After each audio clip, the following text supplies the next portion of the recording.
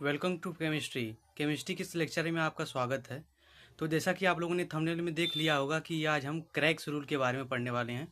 तो आशा करता हूं कि क्रैग्स रूल को पढ़ने से पहले आप लोगों ने क्राइटेरिया ऑफ एरोमेटिसिटी को पढ़ा होगा। तो क्राइटेरिया ऑफ एरोमेटिसिटी क्या कहता है कि कंपाउंड हमारा मस्ट भी साइक्लिक होना चाहिए, प्लेनर होना चाहिए, कॉन्जुगेट होना चाहिए एंड हकल्स रूल को फॉलो करना चाहिए, यानी कि 4n+2 पाइलेक्ट्रॉन तो हमारा हो जाएगा एरोमेटिक, 4n पाइलेक्ट्रॉन तो हो जाएगा एंटी एरोमेटिक। अगर प्लेनर नहीं है यानी कि sp2 हाइब्रिडाइजेशन उसमें नहीं है तो हमारा कंपाउंड हो जाएगा नॉन एरोमेटिक। तो चलिए वीडियो को शुरू करते हैं, पढ़ते हैं क्रैग्स रूल के बारे में।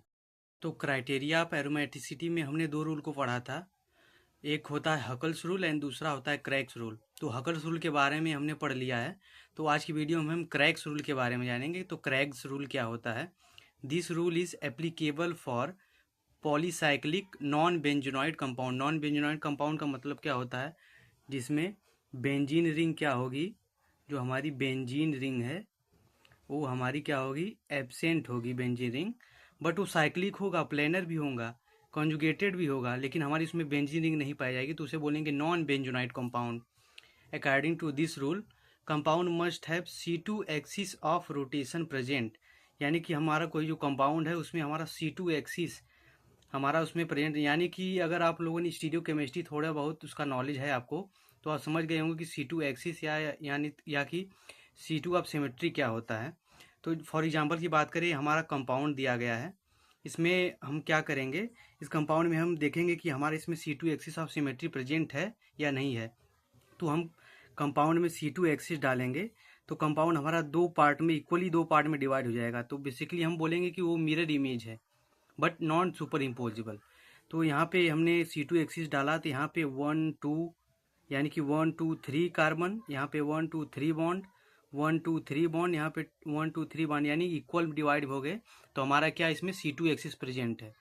एंड हमारा सेकेंड एग्जाम्पल जो है, ये हमारा एग्जाम्पल है एजुलिन का। तो एजुलिन में भी हमारा C2 एक्सिस ऑफ सिमेट्री पाया जाता है।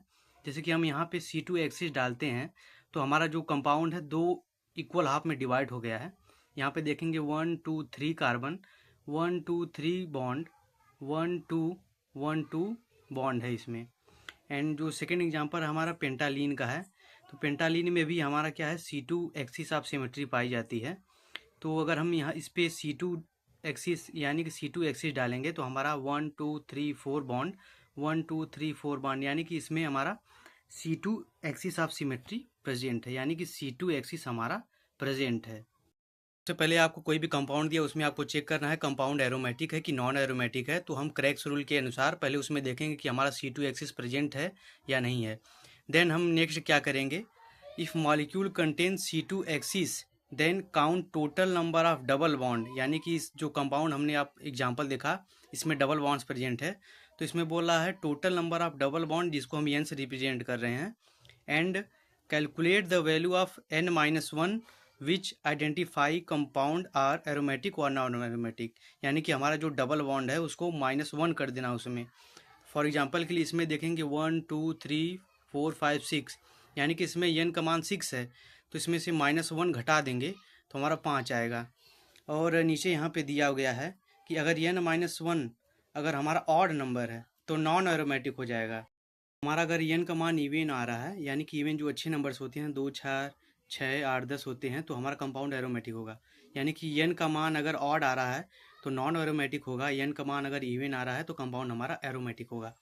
फॉर एग्जांपल के लिए इसमें 5 है, इसमें क्या है, n का मान 5 आ रहा है तो ऑड हो गया, यानी कि नॉन एरोमेटिक हो जाएगा। इसमें जो n का मान आ रहा है 4 आ रहा है, यानी कि इवन है, ये एरोमेटिक हो जाएगा। एंड जो हमारा पेंटालीन है इसका n का मान 4 है तो -1 करेंगे तो 3, यानी कि ऑड नंबर है, तो हमारा कंपाउंड क्या हो जाएगा, नॉन एरोमेटिक।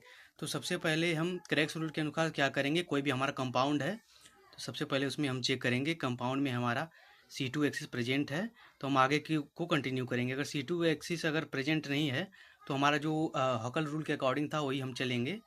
बट इसमें अगर C2 एक्सिस प्रेजेंट है तो हम कंपाउंड में C2 एक्सिस डालेंगे और देखेंगे कि हमारा उसमें कितने नंबर ऑफ n हैं, यानी कितने डबल बॉन्ड हैं। तो उसके अनुसार हम -1 घटा के ऑड इवन के अनुसार हम अपना कंपाउंड को एरोमेटिक नॉन एरोमेटिक कर देंगे। वीडियो पसंद आए तो वीडियो को लाइक कीजिए, चैनल को सब्सक्राइब कीजिए। Thank you.